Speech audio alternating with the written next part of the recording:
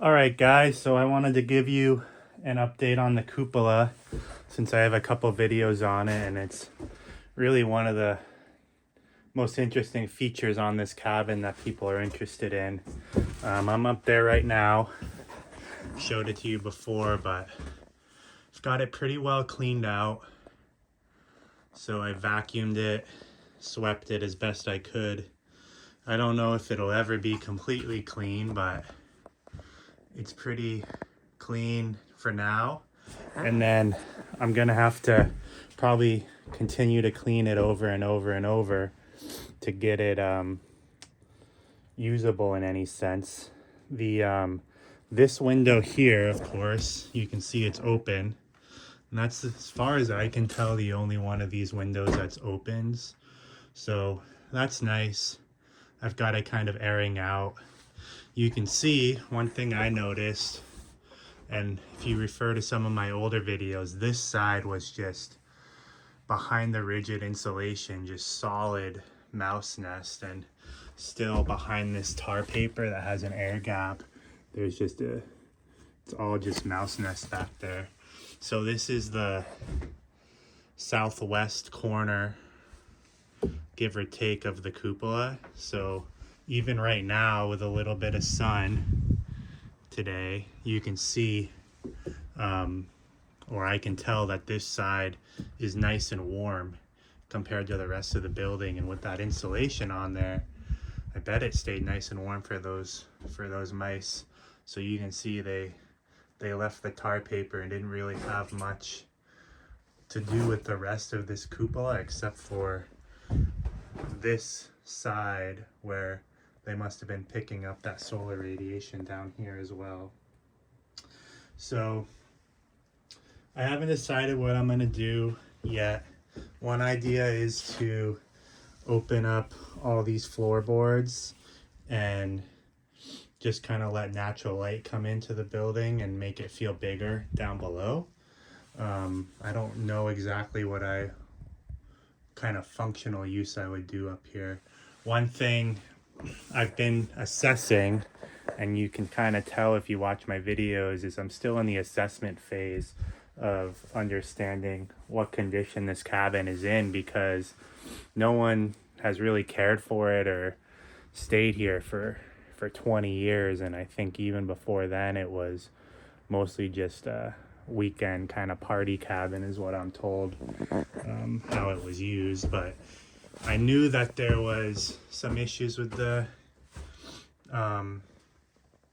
chimney, which there's a big crack there, although the liner is not cracked inside. But the guy who built this cabin and built this chimney by hand, obviously, says it's been like that since shortly after it was built. So that's not new, and he told me that when we were looking at it together, when I was considering buying it. But the other thing is there's obviously some water leaks coming in around that chimney. You can see some daylight in that corner, and then also, I don't know if you can see it on film, but there's some daylight showing through that crack on the right hand side too.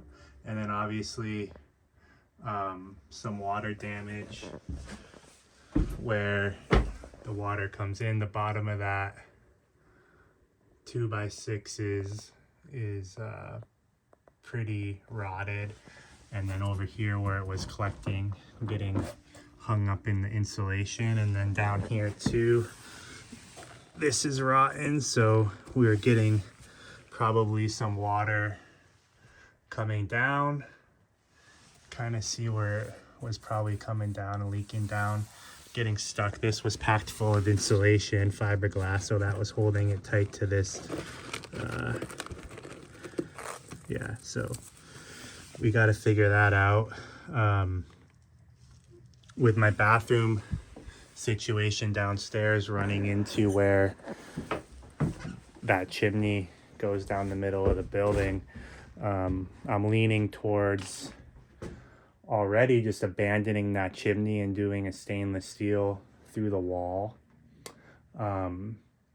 So what I might end up doing is just knocking down the chimney to here, and just since I have to get up there anyways to fix some of that stuff, just patch that up. You can also see right there, that's squirrel damage. They will destroy the wood. I saw a couple other spots where they had done some damage. That hole there, squirrel. And then some of this stuff I think is probably squirrel.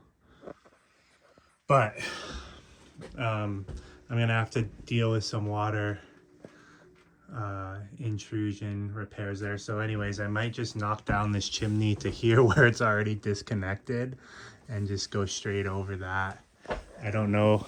I don't think the way the chimney's set, it's gonna make sense to do any sort of stainless steel liner. I just think it's an inconvenient place for that chimney to be. And the other thing with this chimney is it's very difficult to clean. There is a clean out on the bottom, but you can see, let's see if I can get out here without, you can't even see, but the chimney of course is up there and very difficult to access the top of it to clean it from the top. That's the other thing I need to figure out is how I'm gonna get up on top of the cupola, but also this is a very steep pitched roof. I don't know exactly what it is, but you can't stand on it. You need you'll need safety equipment and some stringers and things to stand on. But so I just wanted to share that with you guys. Cupola is pretty much cleaned out and it's down there kind of watching, and he doesn't like coming in the building, and when I'm up here he doesn't know what's going on, but he can see me out there, so he likes that, I think.